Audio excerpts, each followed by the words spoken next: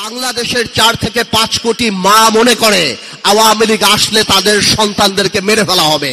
যারা ওই মিছিলে নেমেছিল তারা বিশ্বাস করে যে ভিডিও দেখে বের করে করে কারা মিছিলে গিয়েছে তাদের বের করে খুন করা হবে। আপনার মনে রাখতে হবে, for a special criminal you need special law. এই জুলাই আগস্টের বর্ষপূর্তিতে আজকে বিএনপির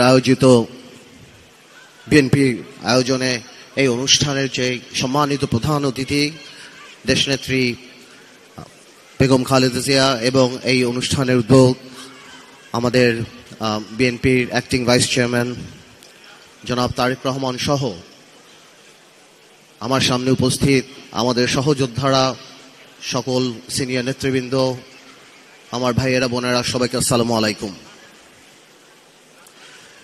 আমি বক্তব্য বেশি বড় করব না, অল্প কিছু কথা বলি।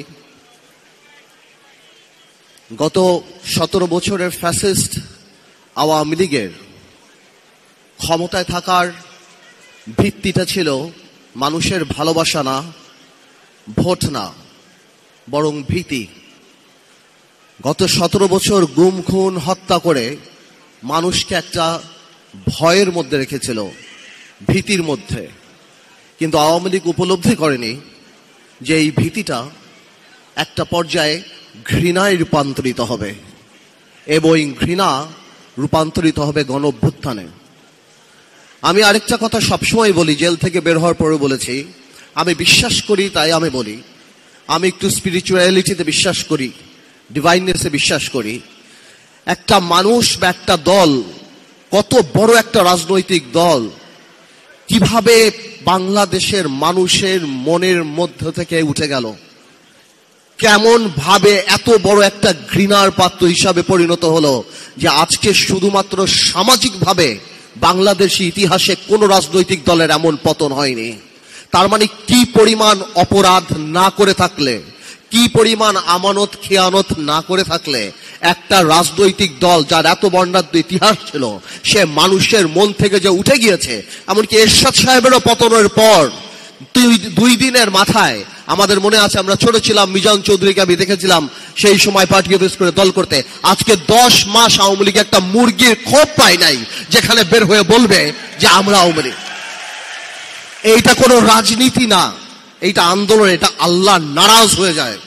আল্লাহ যখন নারাজ হয়ে যায় তখন নাকি জিব্রাইল আলাইহিস সালামকে বলে দেয়, এবং জিব্রাইল আলাইহিস সালাম সকল কায়নাতে মানুষকে বলে দেয় যে আল্লাহ এর প্রতি ঘৃণা এনে দাও। নাহলে আমি আসলেই চিন্তা করি এই থেকে আমাদের শিক্ষা নিতে হবে। কি শিক্ষা নিতে হবে? আগামীতে যদি আল্লাহ তাআলা আমাদেরকে দায়িত্ব দেয়, যাদেরকে এই দায়িত্ব দেবে, আমাদের আওয়ামী লীগের এই বইটা হাতের সামনে রাখতে হবে, যাতে আমরা জীবনে যাই করি আওয়ামী লীগের মতো মানুষের হৃদয় থেকে উঠে না যায়। আওয়ামী লীগ একটা example that how a political party can become a criminal enterprise in a country. একটা রাজনৈতিক দল একটা ক্রিমিনাল এন্টারপ্রাইজে কিভাবে, এবং দেখেন আল্লাহর কি মোহর মারা, ক্ষমা চাওয়া তো দূরের কথা। আজকেও আওয়ামী লীগের শীর্ষ পর্যায়ে একজন নেতার কথা শুনলাম, এই জুলাইয়ের অভ্যুত্থানকে অনুরোধ করব বিএনপিকে, যেহেতু ইনশাল্লাহ বাংলাদেশ জাতীয়তাবাদী দল সামনে যাবে। গত 9 মাসে আমি বিএনপির মধ্যে সাংঘাতিক ইনক্লুসিভিটি দেখেছি, মেন্টালিটি দেখেছি, সবাইকে নিয়ে কাজ করার, এটাকে আমি অত্যন্ত সাধুবাদ জানাই। কিন্তু আমি একটা অনুরোধ করব, সবকিছু জাতি গঠন প্রক্রিয়া এক হবে না, তাহলে তো ডেমোক্রেসি থাকে না। হয়তো অনেক জায়গাতেই অনেক কিছু থাকবে, অনেক কিছু একমত হবে না, কিন্তু আমাদের সবার একটা জায়গায় এক থাকতে হবে। কারণ সেটা হলো কি, আওয়ামী লীগ যাতে আর রাজনীতিতে না আসতে পারে। কেন থাকতে হবে আমি সেটাও বলি।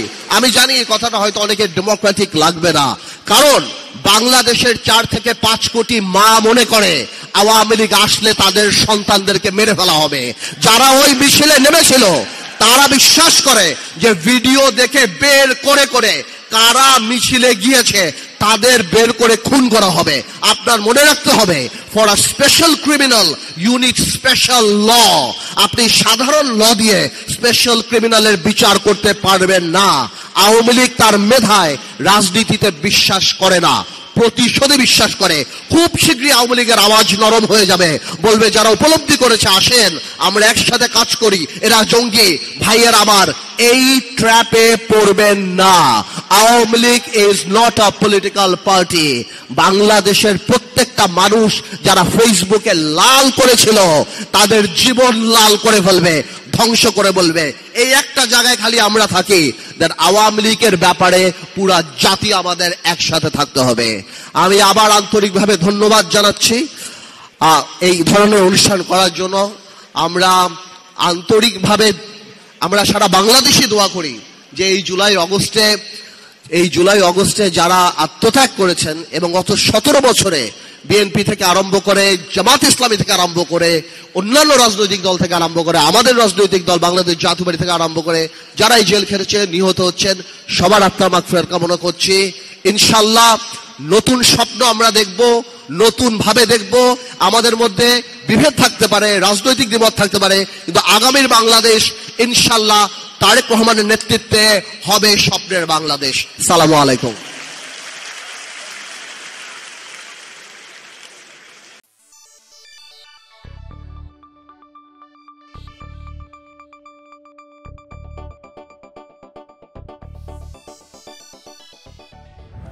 আপনারা দেখছেন প্রবাস বার্তা।